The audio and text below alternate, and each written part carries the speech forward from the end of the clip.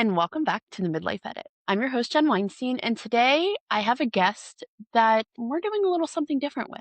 If you've been listening for a little while, you know that I've been talking a lot lately about holding the pen. And last episode, I talked about the ghostwriters who have had their hands on our story before we even picked up the pen themselves. You know, the five that I talked about: the family, the culture, the relationship, the caregiver, and the job.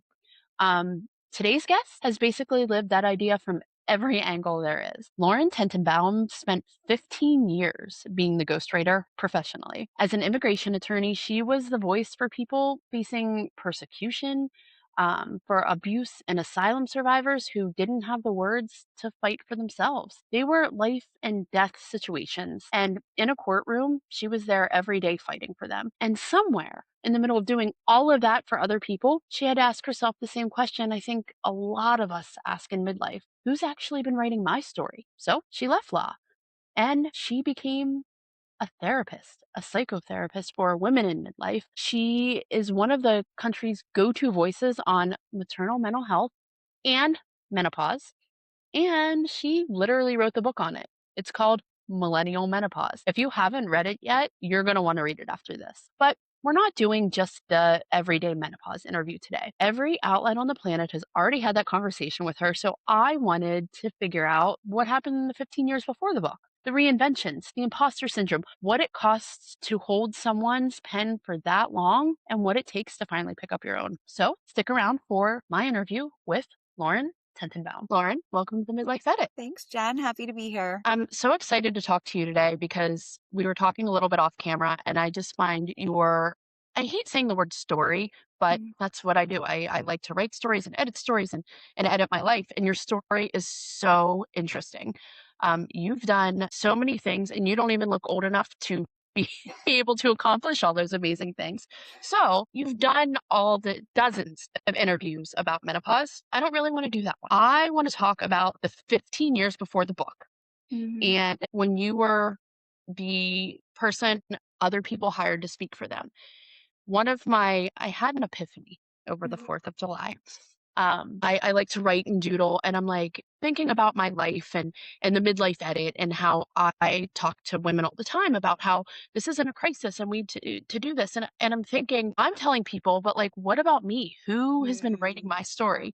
So I started talking about holding the pen and the ghostwriters of our Yes. life. And I think that you probably are the most perfect person to talk to about this because not only have you been the ghostwriter for people, but I think that you've had that in your life as well. So let's just get right into it. Tell me about the very start of your multiple careers, but your career. Yeah. Well, thank you for that. That's very sweet of you to say. And like you, I love stories. I love listening to them, reading them, and writing them. And it's funny because I think that the more we get comfortable with ourselves as midlife women, I so often see a return to childhood passions and hobbies. And for me, that rings true. I always had a book in my hand. I was always writing in a notebook. And now I get to do that professionally, but also as a therapist, listening to other women's stories and sharing women's stories. And I set out to do that originally as a lawyer and then ultimately became a therapist and a writer. Which, as a lawyer, I'm sure you were a therapist as well, because I feel like, Yes.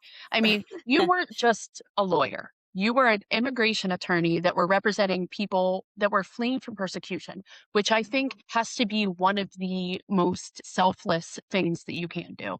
especially in the world that we're living in now. You know, to stick up for other people when they can't stick up for themselves is something that I find so admirable because it takes a lot of guts to do. Yeah. And you work pro bono too with abuse and asylum survivors, which again is just money talks, right? And everybody likes to make money, but to do something for somebody like that who doesn't have the words even to do it for Yeah. themselves is just amazing.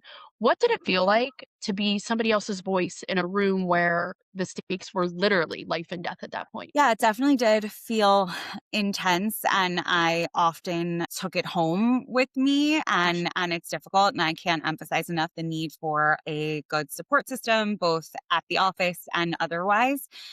For me, my mom was a refugee. She came from Cuba. My parents and great grandparents were European Jews. So always I had it in me to want to be the voice for those who couldn't speak for themselves, because I felt like it could have just as easily been me born elsewhere or under different circumstances. And my parents really did instill in me the drive to give back, to have compassion, to have empathy.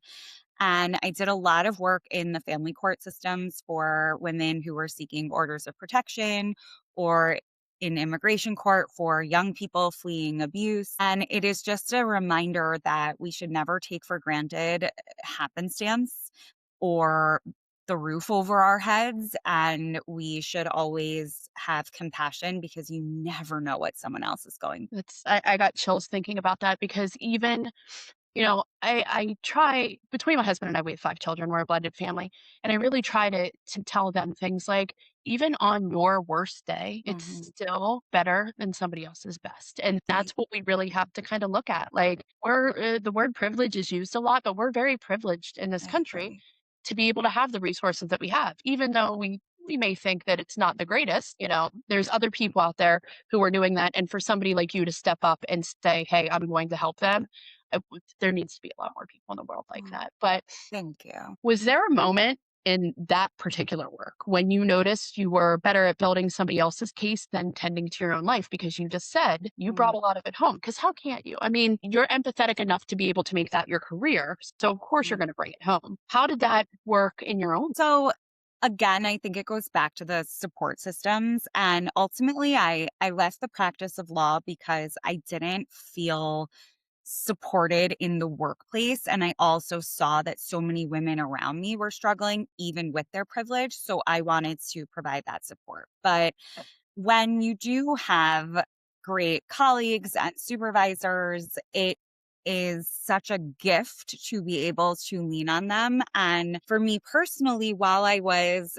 carving out my career and considering climbing the corporate ladder as a lawyer, I remember my husband asking me, "Is your goal to be a partner at a firm?" And I said, "No, I never even thought about that. My goal is to help women when they need help the most, and to do good work and hard work and feel like I'm making a difference." And for a long time, because of, societal pressures and capitalism, I thought, okay, let me go to the next level in the corporate world. And then once I realized it really wasn't working for me and I was working so hard but not getting fulfillment, I said, I am allowed to write my own story, like you've said, and do something different. Which in that time period, I think is when a lot of us were Mm, really understanding that we were allowed because yeah. we grew up where our parents worked one Yes. job for 30 or 40 or 50 Uh-huh. years, and then what? You know? And there wasn't that. It's because you were supposed to climb the corporate ladder, and that's what everybody was supposed to do. And then, I mean, how many people can truly say that they saw their parents happy in their career?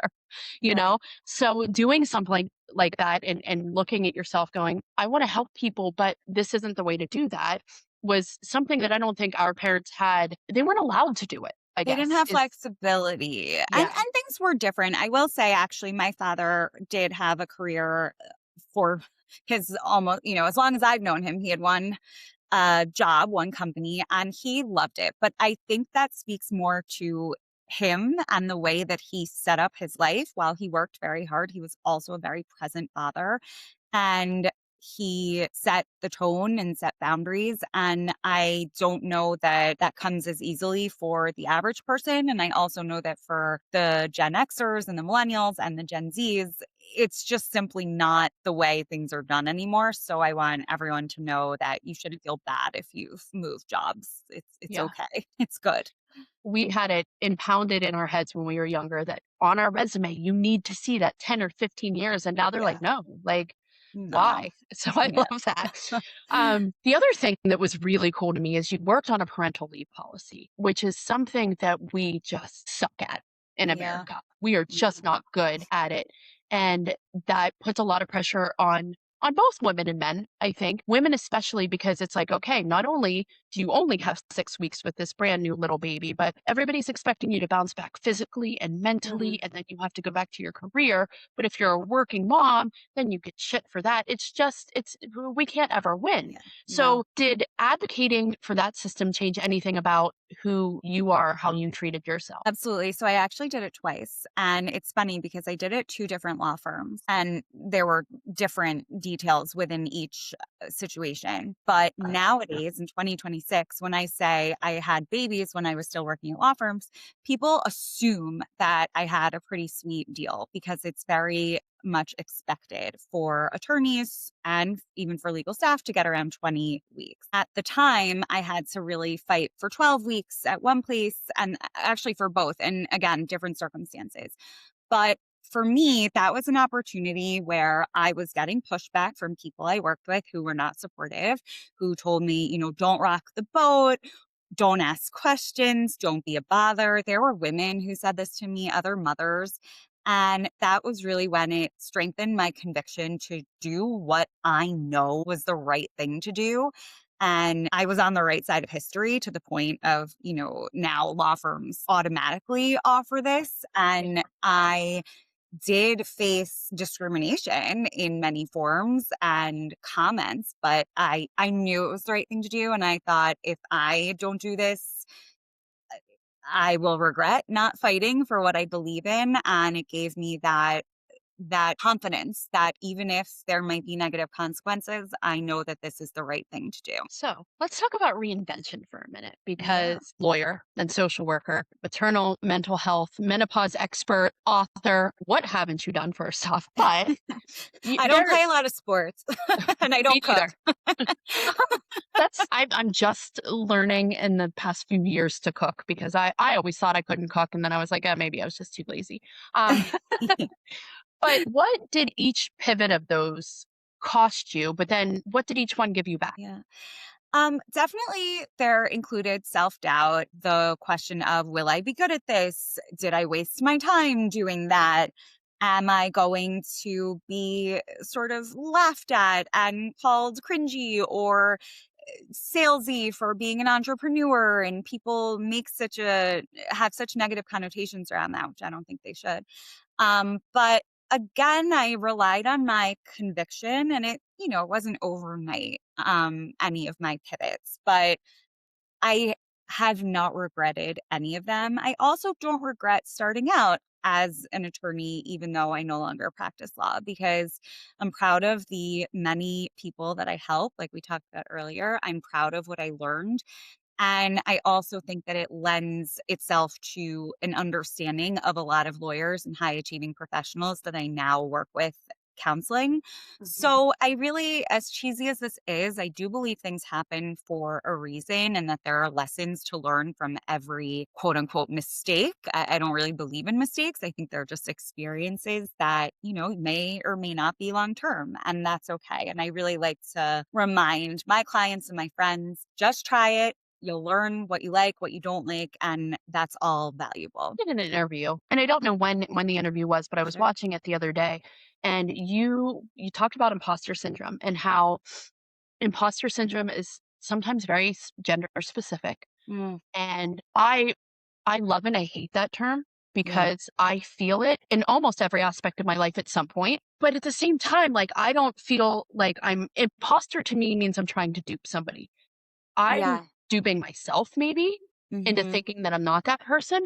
So when you're talking about imposter syndrome, especially from all the pivots that you've made, and we'll get into the amazing work you're doing now, but what would you tell a client that came to you that said, for me, Yeah. let's psychoanalyze me for a Let's second. do it. My therapist is like, no, don't do that, Jen. No. Um, but I went from the restaurant business. I was very good at the restaurant Yeah. business. I met my husband and I've been a real estate agent a few times in my life. And I was like, I'm going to go Mm, back to this. And then all of a sudden I'm like, that voice in my head, you're not good enough. Same kind of the entrepreneur thing. Even when I started this podcast was, who's going to laugh at you? Is anybody going to support you? What are they going to think? And at the end of the day, other people's opinions of me aren't my business, but sometimes they keep me up at night. So, mm, what do you tell a client that comes to you and says, okay, I'm 42 now. I thought this was my life before. My kids are out of the house. I really want to do this, but mhm. this is holding me back in my head. Yeah. Let's say a few things. One is no one's looking at you the way you're looking at you. So even if at the very worst someone rolls their eyes or says, "Oh, like that's strange," they're thinking about you for 2 seconds and don't worry about them. Everyone is insecure about certain things and probably you don't admire them. If you don't care about their opinion or respect them, then why are you letting it dictate your life? I would say always go back to your why. If it's something that's important to you because you love it, it's fun for you, it brings you joy, it's making you money, great. And consider that. And I think everything is temporary. So you can always try something. And if it doesn't prove to be what you wanted it to be, that's okay. Again, it's not a mistake that you should regret. It's a lesson and an experience from which you can learn. And I think that the secret to adulting, and I tell this to my new mom clients all the time, is that no one really knows what they're doing whenever you're trying something for the first time. Of course, you don't know what you're doing. It's for the first time. But hopefully you enjoy it or something else, comes from it that you were hoping for. And you can always learn and improve and keep going if it's serving you. I grew up in a family where it's woods their big thing. I'm the oldest of four, so I do have the I'm the eldest oldest daughter thing, going on. too. Uh, but it was always kind of like, hey, if you're going to do one thing, you stick with it. And that's kind of how I grew up. But I was not that way. I still am not that way. Like, I have ideas every day, and I'm like, well, I'm going to try this. And if I fail, I fail. I Yeah. don't talk about them enough, I think, because I still have that kind of in Well, the back of my head going, well, you failed at that. Like, when it comes to women in midlife, especially with all of the hormones that we have going on, and I mean, better than anybody, the ups and the downs and everything else, when you're going to make decisions like that and you have that fear of mhm. failing, how do you move that out of your way? Do you go through okay, what is the worst case scenario? Yeah. And usually most people are not intending to hurt anyone, harm anything. And, of course, there might be financial considerations, but even with career pivots, I don't think of industries or certain job titles as so black and white and boundaried. I Mhm. think what you just described about the restaurant business to realtor to podcaster, to me, there's a common theme, which is you are a people person and you like to connect with people. And so I think every opportunity has transferable skills and it's also okay to create new skills. I think that's really important. So many women are afraid of failure. I think many women are conditioned to only start something if it's perfect. And I like Right. to encourage women and myself to just start. Start when it's somewhat lower stakes. Don't necessarily take out a loan for a business that you have no plan. Start small, like maybe tinker with making a website or tell friends that you want to do XYZ. And then just build on that and keep going. And it's okay to be imperfect. No one is paying attention and saying, oh my gosh, she started with a website that she created herself. How embarrassing. No one cares. Yeah. Yeah. People are thinking about themselves and not you. Yeah.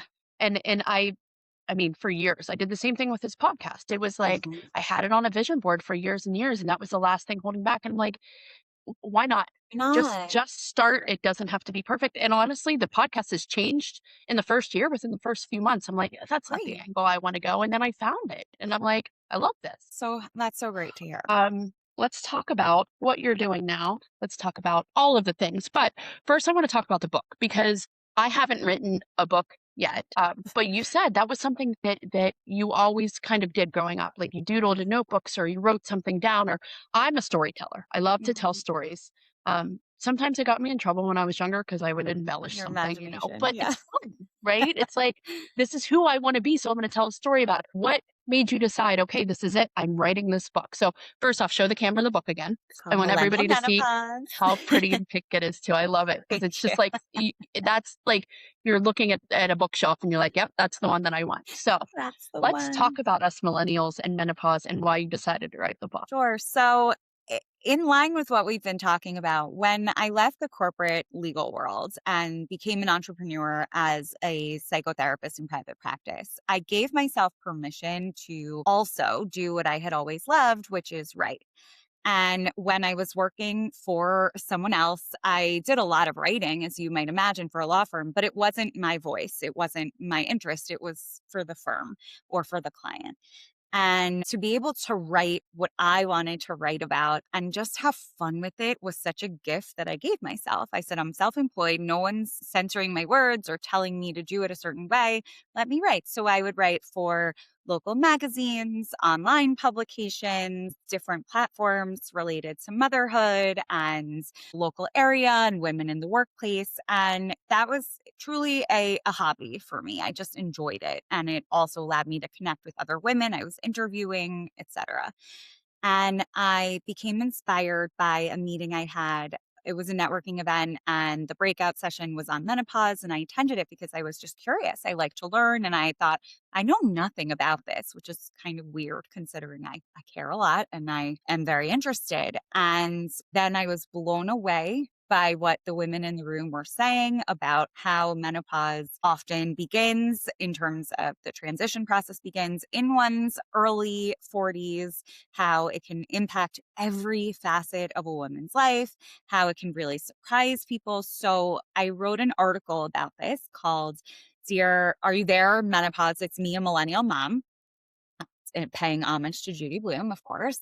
My And favorites, one of my then favorite books when I was growing up, yeah. I mean, a queen, like that was Yeah. my role model for everything. And then I was actually offered the opportunity by a small publisher to turn that into a book and to write about preparing for menopause from the perspective of a millennial. So it was very lucky and really a dream come true. So, the part that I'm most curious about is when you walked into that room because, I mean, just look now. Now we're getting a lot more research, but nobody talked about this before. Yeah. I mean, even my mother, No, like I my knew mother. she called it the change of life, which always irritated me. I don't know why that term. I was just like, stop using that. And I knew like kind of like, oh, she would get a hot flash. If she would have told me what was gonna happen to me, I would have I don't know what I would have done. But when you walked in there and you were like, oh my gosh, like this is happening, what did that feel like? And how old were you when I think 39? I was a few weeks away from 39, so I was 38 and 3 quarters, as my daughter would say. Um, and so, I was about to enter into my 40s, and I was drawn to that particular breakout because I noticed that it was a blind spot for me. And I thought, and I didn't go into it thinking, oh, I'm about to be in midlife. I should probably learn. I did not know that menopause was, so close or even really what perimenopause was. For me, it was just an opportunity to learn about something that I knew very little about that, of course, I at least knew it affected all women that I knew. So I was just curious, open minded. And honestly, I got goosebumps the whole time that I sat in that room. And Ann Fullenwider, the co-founder of Alloy, a telehealth platform for women in midlife, was the speaker. But every woman in the room who shared their story was incredible. And it was reminiscent of so many things I hear from younger women who say things like, why didn't anyone tell me that postpartum identity shift is so significant? Or that going back to work can be really hard, or that breastfeeding is so challenging, or that changes to my relationship are coming after I become a mom, et cetera, et cetera. And I thought, well, we should be talking about this, and we should definitely be talking about this younger than we have been and in a more proactive way than we have been. Because unfortunately, all of the women in the room were thinking about it retroactively, saying, I wish I had known. I wish I had been told. And I thought, I will tell people now so that we are prepared. Yeah. Especially being a millennial, the way we grew up was in the 90s, it was all about the 90-calorie packs and the low fat and just cardio. We Yeah. never unless you were in a sport in high school, you never saw women in the weight room. We didn't talk about it about preparing ourselves for that. The only thing I ever remember hearing is drink milk because osteoporosis is coming. That Uh-huh. was like the extent of it. And Same. so when I hit my perimenopause started early. At 37, I had a hysterectomy because I have endometriosis. Mm, Even my OBGYN didn't tell me what was going to happen after that. not surprised. Yeah. So all of a sudden, I'd gained 80 pounds and things just, my life just was, I didn't feel like me. And so Yeah. that's what made me start to kind of like go in and research Question. and what's Yeah. going on. If we can do this now for our daughters and tell them, hey, I know that you think at 16 you're invincible. You don't have Yeah. to do these things. But if you start at 20 and you're Yeah. doing the weight training and it's going to be easier for you. But just a heads up, you're going to feel like you're nuts. And those are the things where the mental part of it too, which I want to get into eh, your career in psychotherapy, the mental part makes you feel like you're the only, it makes you feel like you're the bad guy. Yeah. You don't know what's wrong with you. You have, in my situation, I look around and I'm like, I have everything that I truly ever wanted. I have a beautiful life. Why do I feel this way? So Yeah. when you talk about going into there and then getting into the career that you're in now and talking to these women and writing this amazing book, what do you see women the biggest complaint, I guess, come in and talk to you about, or how do they even find you? Like what makes them come to you? So I feel as a therapist, I have a very unique and privileged role of seeing women fairly regularly for reasons that they might not even be aware of. So many of my clients don't come to me and say, oh, I'm having hormonal fluctuations. Here's what's going on. They say things like, I don't feel like myself. And these are either new clients or long term ones that I've seen throughout the years for other issues. And the common theme is I don't feel like myself. I feel really irritable and angry and short fused, and I can't control my temper, even though I don't want to be yelling at my husband or my kids or feel so overwhelmed by work. Or symptoms like lack of concentration is either new or exacerbated. Certainly, disruptions to sleep is something that we see. And a lot of times that is maybe purely or exacerbated by anxiety. But if you're in your 40s, it likely is also because of hormones. And providing that psychoeducation makes such a difference because women are able to say, okay, I'm not losing my mind. I'm not suddenly a monster. Many women say, I feel like a demon has taken over. But, that's often the hormones. And it's not only hormonal, there are other life issues at play. But when we learn that a lot of it is biological, that there's help for it if you choose to pursue that. There are lifestyle changes, as you said, we can implement as early as our 20s, like weight training, like social connection, prioritizing sleep. Those are all good things. Women already feel better. And it's really amazing to see how much education can go a long way. And then, of course, the coping mechanisms for when things are overwhelming. And I work with medical providers as needed, whether it's for psychopharmacology, for hormone therapy, for other medications as needed. And we help women feel better, which is really, I love it. It's amazing. I mean, I'm I'm a big fan of HRT. It has Yeah. literally changed my life. Not only HRT, but simple things like nutritional Yes. things that you can do. I did a strict AIP for a long time because I was having gastro issues too. Like Uh-huh. all of these things hit you out of Yeah. nowhere. And you're like, oh, that's new. When did that Yep. Well, happen? that's what I say. I say if anything's new and different, speak up. It might, and even if it's not bothering you, just, tell your provider, tell a trusted healthcare professional. And if it is bothering you, you don't need to be suffering in order to get help. I think with women, that's a really hard thing to do too, because Yeah. we suffer internally all the time because we are that provider for everybody, whether you're a mom or not. And I say, when I was talking the other day about the five ghostwriters of our life, one is the caregiver. We are a Yeah. caregiver at some point or another, whether you're a mom or an aunt or a sister or whoever, you're always looking out for somebody else. So it can get a little uncomfortable when you look internally and you're like, I need to fix me first. What do you, I always use the airplane analogy where you have to put your mask Put your on. oxygen mask on first. Me too, but I wholeheartedly believe in that. Yeah. So how do you work through those issues with your clients? Because I'm sure, Mm. especially as millennials and especially in the corporate world too, we come and we're like, well, we're going to do it for everybody. Everybody else has to be taken care of first, then I'll worry about me. So how do you help women that way? So I think this is a great question. And I tend to point out, well, if you're sitting in front of me, what you're doing isn't working for you, right? You're burnt out, you are anxious, stressed, not sleeping well, whatever it is. So something has to change, right? Nothing's going to change if nothing's going to change. So let's take it slow. And then, like we were saying earlier about, launching a new career or whatever it is, take it slow. You don't have to dive right in and say, don't, never call me after 5 p.m. I'm not saying that, but maybe one day this week you can say, I'm logging off and not logging back in, and I'm going to go out for dinner with friends, or focus on family dinner, or go to an exercise class. Do one thing. And if it helps, depending on the person and their schedule, start with a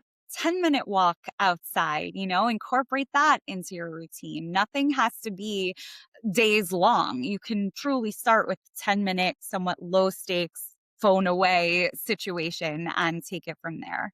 And I also really like to encourage the idea of a balanced week, not a balanced day, because I don't think every day will be balanced likely. I don't think it's, likely that we'll be amazing daughters, wives, friends, mothers, workers, self-care experts in one day every day. I Right. think that's hard. But if you worked late last night, maybe tonight you can, focus on the family, etc. And always go back to what brings you joy, what makes you laugh, what makes you feel connected, because at the end of the day, this is our one life and we have to be able to laugh and enjoy it. Laugh and enjoy it, which is something I think that is hard for a lot of us. Yeah. You work with new moms, or being a new mom, no matter what age, is very very hard. I have one biological child. I had him at 21, and actually he just turned 21 on Tuesday. So I'm Happy like, oh my god! birthday. And being the mom to an adult child Yeah. is so much harder than I ever thought, because I'm like, oh, everybody says, oh, they're 18. No, I think I worry more now Yeah. than And I they're ever did. always your baby. Always your baby. So when you're working with moms and new moms, and y- uh, I want to get into friendships throughout Mhm. women's lives, because I think that that's something that I struggle Oof. with, and I know a lot of my listeners do. But when it comes to new moms, Mm. um, you tend to see you lose a lot of those friendships of friends who maybe aren't moms, Yeah. or on the opposite, have been moms for so long that now they're able to get away, if you will, a Yeah. little bit. How do you, because not only are your hormones all over the place, and then you're trying to understand how Sleep. to raise this new human and keep your relationship going. What do you tell women about their friendships as a new mom? Well, I definitely tell them in general, take things 1 hour at a time. And it's okay if you don't brush your hair and, make the baby scrapbook that you thought you would on your maternity leave. Just get through the day, hopefully laugh a little, hopefully get outside, get the help you need. For friendships in particular, for both new moms and women in general, I say that I believe there is something good in everyone and something you can connect to with everyone. Maybe the mom with the baby who's similar age to yours is not going to be your best friend that you go out with your husbands on Saturday night. That's fine. But maybe she's the mom that you call when your baby's, doing something funny and you're like, is this normal? And she's your mom friend for this phase of life. Or you guys are watching the same TV show and you can gossip about it or share book recommendations or whatever it is. So I think we have to be somewhat looser with what we want from friendships. They don't have to be everything all encompassing. They just have to be enjoyable in some way. And I do think that connecting with other moms or women in your phase of life, like in midlife, whether they're moms or not, is so important because it does provide that opportunity to vent, to share resources, and again, to laugh. That is so key.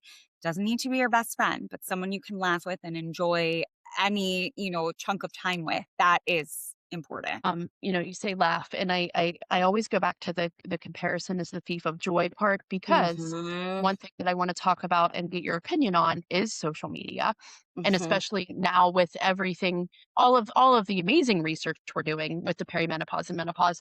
But when you have somebody come in, especially new moms, because even though I'm a midlife podcast, what's so cool to me about society right now is that women are having babies in their 40s. They And sure are. yeah, and it's like, okay. So as a new mom, Yeah. or not even a new a mom now, even, with my son being 21, I look at who gave what party to this person, or you always feel like the old term was keeping up with the Joneses. Now you feel Yeah. like you have to keep up with whatever social media trend it is. Whether it's having your kid in multiple travel sports and you never getting a break, or, that I scrapbook that know. I never finished, or, Yeah. so how do you work with your patients through this? Because it honestly, it's something that I struggle with, that our kids struggle with, that I think everybody kind of does, but especially Yes. as a woman, and Mhm. having to feel the guilt of not doing whatever that was. So I feel it too. And I work with women in their 20s, 30s, and 40s, and not one doesn't feel this way. So I hope that there's some comfort in knowing it's universal, but I also agree it's sad and it's scary and it's upsetting in terms of society making us feel this way. So I will ask the woman, saying, "Why didn't I go on this vacation?" or whatever. I'll say, "How does scrolling through make you feel?" Because if you're getting that pit in your stomach, just stop. You don't have to be doing this. I personally, and I'll probably get, shadow banned from Instagram for saying this, but I don't keep it on my phone. I log in to make a post for work and then I remove it. And sometimes I'll scroll and usually my feed now is millennial pop culture and women's health. So it does make me laugh and learn. And the minute I'm thinking, "Oh no, these two are together, or this one was at that conference, why wasn't I?" I say, "It's enough, turn it off." Because if it's not serving us or making us feel good, I don't think that there is a reason for it. I do see the power of it. I think you and I connected because you heard me on a different podcast, but I have connected with many colleagues and honestly true friends with it. But again, the moment it feels icky to me, I get rid of it. And I hope that we all develop that skill because it's better. Yeah, and it's one of those things where y we stop living in the moment because of social media, and that's Mhm. what I try to tell my kids. My 2 youngest stepkids are 13 and 14, and I'm like, Yeah. "Your life isn't in your phone. Your life is right here, and Mhm. just because it's on social media doesn't mean that it was great." And Right.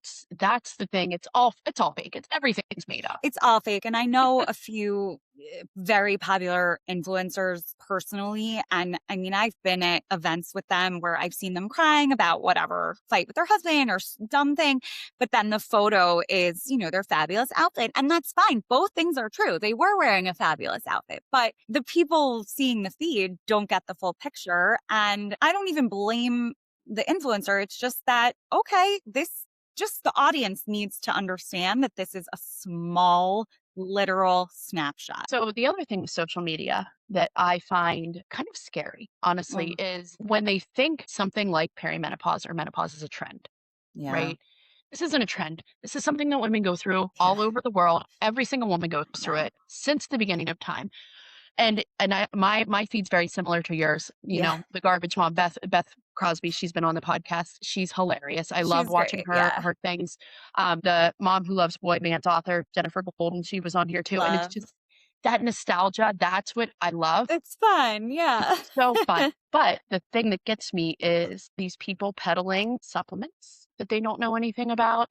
They're talking about, oh, well, doing things that aren't necessarily healthy or aren't for everybody.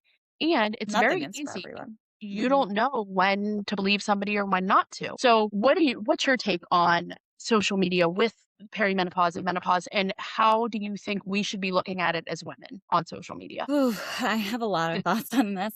I think we all, in all areas, need to be better at using critical thinking skills, thinking about who is the source.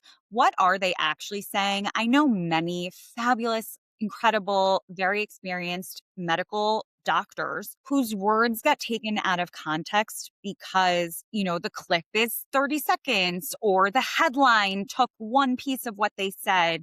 And so I look at who the source is. Are they credentialed? Are they speaking from lived experience, which is totally valid and worth it? But think about the source. Think about, what are they actually saying? Are they sharing what happened to work for them or what they see works for a lot of women? And you're taking that to mean it works for every woman? Because if you are, that's already, a red flag, because nothing is for everyone. And this person on your account is not speaking directly to you. So I think of social media as a starting point. If you heard, for example, that magnesium can be really helpful for sleep, okay, great, write it down. And then ask your provider if that might work for you, or if you've any, reason not to take it, or anything else you should be doing instead. Something like that is generally safe and effective for most people, but I don't know you, right? So you should confirm that. And I know that's easier said than done because of the nature of our healthcare system, but hopefully, and we are seeing an increase of access and equitable access. And so I hope we continue to trend in that direction. Yeah, same. I think it's finally time where doctors are actually getting the training that they need in Yes. school, because that's Slowly another but big thing. surely. Yeah. I mean, there have been wonderful doctors in my life who have been really great at some things, but they weren't trained to Yeah. deal with X, Y, and Z, Not at which is all. another whole scary thing. I know. But social media, I do. I love it. I love it and I hate it. I love it Mhm. because I do get to connect with women all over the world, Yeah. and it's really nice to be able to do that. And that's where I think in our 40s, that's where a lot of my friendships have come from now too, Same. because we're busy. You know what I Yeah. mean? Like, we're busy, but we get to do this. I get to see Mhm. you, even though you're not sitting in the same town as me. We get to have these conversations, which I think is really good. And I think that that's what we need to focus on, and then also teach our children. Um, Yeah, I have a lot of thoughts on the kids yeah, stuff. it's very scary. It's a It very is. scary world, and we talk about going outside to play all the time. And what do you mean? I'm like, just go play. Like, Yeah. Yeah. yeah. Um, so Us too, though. We got to go outside and play, we do have to go walk outside. around, like literally touch grass. It does wonders. I will tell you one thing. I have a hormone specialist who has been amazing for me. And the one time she's like, we're going to check your cortisol. And my cortisol was so low Mm, because it had been so high for so long that that's the first thing I have to do. You have to get sunlight in the morning like yes. that. And it used to be called hippy dippy. Like, oh, Yeah. me, I'm like, this has changed my life. This is fantastic. Same. Yeah. And Um, working out, like movement. I gotta, or I'm really irritable. Me too. And it's just like move your body every once Yeah. in a while, like get up and, being sitting at a desk for a long time and you get so into something that you don't realize 2 hours has gone by and you're like, oh my gosh, what Mhm. just happened? It's incredible. So I want to go back to quickly because I did my last episode was about the five ghostwriters of your life. One was Yeah. culture, and you're first generation Cuban American. So what did the women in your family teach you about whose job it was to hold everything together? I'm very different cultures make me Mm, so curious. I love to learn about how people grew up in different cultures, especially yeah. coming to America for the first time. So tell me about how that looked for you growing up. How did you look at the women in your family? Because you talked about your father a little bit, but Yeah. what about the women in your family? Great question. I too, I love, and this is where we obviously love to read. And I was always reading about different cultures and different family and lives and women in those families.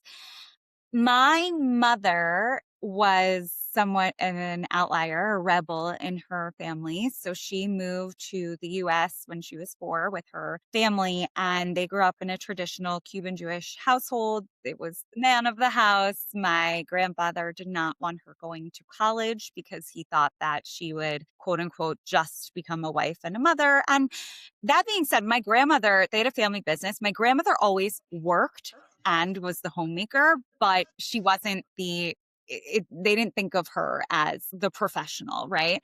And my mom was told, you will be a housewife, so why go to college? And my mom said, no, I want more for myself. And she moved to New York. She put herself through school, and she ultimately went on to get an MBA and an MSW years later, and she strived for more. And we're still very close to my more traditional side of the family. But my mother, as I think reflected in her choice of a partner in my father, was very much seeking an equitable household. It wasn't just mom cooking and serving dinner for everyone else, which frankly I can't stand.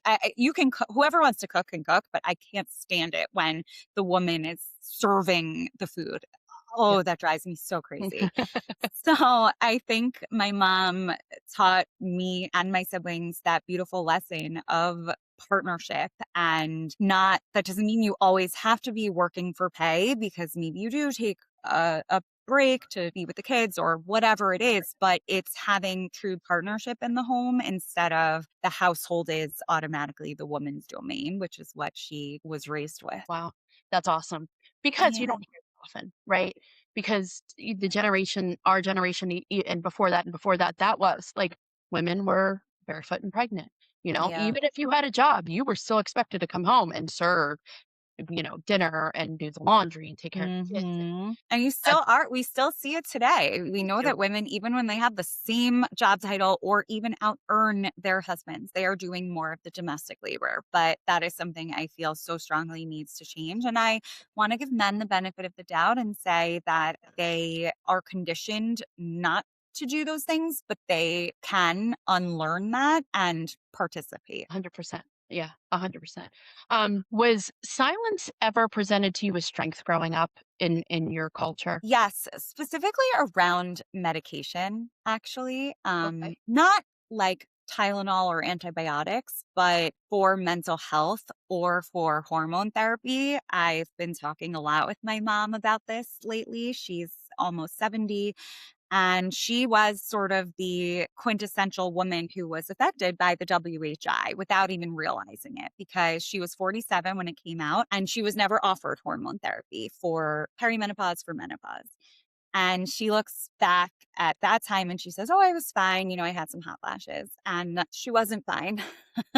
Having been there, I can say that. And I wonder what it would have been like had she had medicine, but it really did. The culture around hormone therapy and then also her own upbringing around needing extra help is such that she says, "No, no, I'll just do it. I'll just get through it." But I think she could have benefited from some medical help, and there's nothing wrong with that. Yeah, I think that's a huge mindset shift that a lot of us have made, Yeah. which I'm very proud of. But Yeah, it was, I think the strong thing is asking for the help, definitely. knowing that you need it and going, okay, I want to show up better for myself and for the people around me. So asking for that help, because same way I grew up where, you just suck it up and you deal with it and you don't Yeah. talk about it in therapy. Oh, you have to be crazy to go to therapy. So my mom, I'm laughing because she often listens to these. So hi mom, don't be mad. She is a licensed social worker, obviously believes in therapy. She never practiced clinically as a therapist, but very much is in tune with mental health and supporting others. And I remember when I wanted to go to therapy when I was young, to talk about things, she said, "Oh, you don't need therapy. You can just talk to me." And she was always sort of, "Why would you go to a therapist?" Even though she knew the benefits of it. And I think that's definitely cultural and generational. I think it's one of those things where it's a scary thought as a mom because it's like, okay, well now I have to look in the mirror and go, okay, did I maybe cause some of this? Which, Uh-huh. I always say with a lot of parents. I don't want to say all parents, but a lot of parents are doing the best they can for what they know. And Agree. so sure, we make mistakes as parents. We make mistakes as humans, and that's okay. But having to face those and see them in somebody else, you're like, oh, did I do that? I'm so sorry. I know. But like we said earlier about trying new things, that's how you learn. Yeah. So before we wrap up here, I have a few quick questions um, about ghostwriters because you had said something before when you were working as a lawyer. It sounded like the ghostwriter of your life at that point was your job. You Oh, were writing for the job and you were writing yeah. what they wanted, and so you took your pen back with your new writing and then this book. Is there anything else that you feel like someone else was holding your pen throughout your life? Somebody else was writing your story before you got to pick up the pen yourself? You can tell I've had very supportive, quirky, everyone has their quirks, but very supportive parents my whole life. So they did not kind of push me in any one way or make me feel bad about any kind of decision. So I was very fortunate there. I do feel like not only my career identity was the ghostwriter, but also the bosses that I had. And that goes back to the idea of, well, why are you letting someone that you don't necessarily respect or admire be your inner voice, right? If you feel misaligned with them, don't let them control your narrative. And once I was able to think about who I actually did admire and why I admired them, and it turned out that the women I appreciated were always kind first, um, that changed my trajectory, I would Yeah, say. that's awesome. The other thing that I've started doing weekly is talking about what I'm editing in this week to my life and what I'm editing out. And after Mm, this conversation, especially around the social media, the thing that I think I'm going to edit out this week is having the social media so easily accessible on my phone.